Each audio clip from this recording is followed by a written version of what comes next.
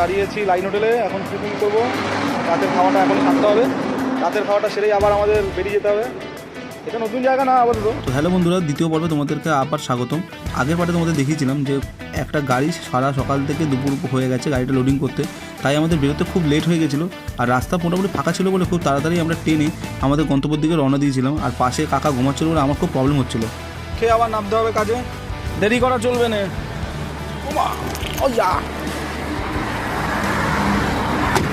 বেরিয়ে দাঁড়িয়েছি লাইন হোটেলে, এখন টিফিন করবো। রাতের খাওয়াটা এখন থাকতে হবে, রাতের খাওয়াটা সেরেই আবার আমাদের বেরিয়ে যেতে হবে। এটা নতুন জায়গা না আপাতত। এখানে বলে রাখি বন্ধুরা, আমরা এই হোটেলটা গিয়েছিলাম ঠিকই, কিন্তু এখানে এই হোটেলটা আমরা খাওয়া দাওয়া করতে পারিনি, কেন এই হোটেলটা যে পরিমাণে খাবারের দাম ছিল সেটা আমাদের পক্ষে অ্যাফোর্ডেবল করা সম্ভব ছিল না। সেইখানে বন্ধুরা আমরা তার পাশের হোটেলে গিয়েছিলাম খেতে, আর সেখানে খাবারের দাম অনুপাতে গুণগত মান অনেক ভালো ছিল। আর খেয়ে সত্যি আমরা খেয়ে খুব শান্তি ও তৃপ্তিও পেয়েছিলাম, এবং খেয়ে আমরা ওইখান থেকে তাড়াতাড়ি গাড়ি ছেড়ে বেরিয়েছিলাম আমাদের উদ্দেশ্যে। দেখো খিরাইয়ের আশেপাশে কীরকম ফুল চাষ হচ্ছে, লাইট জ্বালিয়ে দেখো, সারা রাত লাইট জ্বলছে ফুল চাষের জন্য। দেখো কীরকম একটা ভিউ, তোমাদের বলে বোঝানো যাবে না।